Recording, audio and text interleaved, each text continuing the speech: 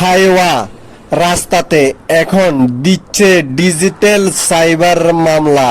তাই আমার প্রাণপ্রিয় সকল ড্রাইভার ভাইদেরকে রইল সতর্ক বার্তা, আপনারা সতর্কভাবে গাড়ি চালাবেন, এমনকি সাইবার মামলা থেকে বেঁচে থাকবেন।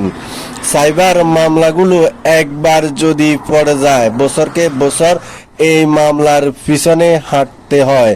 তাই হাঁটতে হাঁটতে জুতা ক্ষয় না করে, গাড়ির টায়ার ক্ষয় না করে গাড়ি চালাবেন যখন, একটু সাবধানতা অবলম্বন করবেন, এমনকি যেখানে যা স্পিড আছে তা মেনে চলবেন।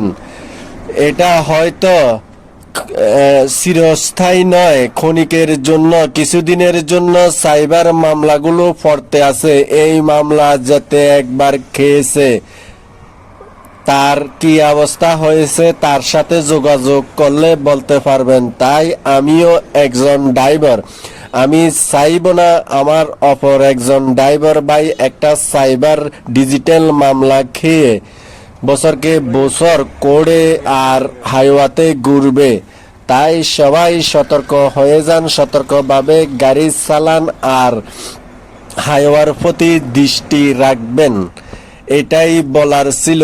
বাকি আপনাদের ভালোবাসা চাই, আর যদি ভালো লাগে তাহলে আমার সবগুলো ভিডিও দেখার চেষ্টা করবেন, আর আমার এই ফেসবুকের আইডিটা ফলো দিয়ে রাখবেন। তাহলে আপনাদের কাছে আমার সবগুলো ভিডিও চলে যাবে।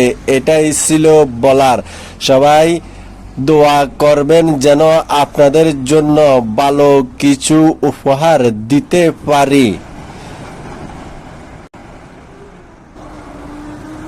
শখ করে গাড়ি কিনেও আজকাল শান্তি নেই, কারণ রাস্তায় পুলিশের হয়রানি, যাত্রীর হয়রানি, তারপর আরও যে কত হয়রানি আছে, টোলের হয়রানি, এভাবে হাজারো হয়রানির পরে তারপর মালিকের কাছে 2-4 টাকা যায়।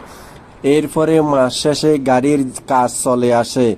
এভাবে হলে গাড়ির ব্যবসা কিভাবে করবে মালিকেরা? কিন্তু মালিকদের চিন্তা না করে যদি এভাবে রাস্তাঘাটে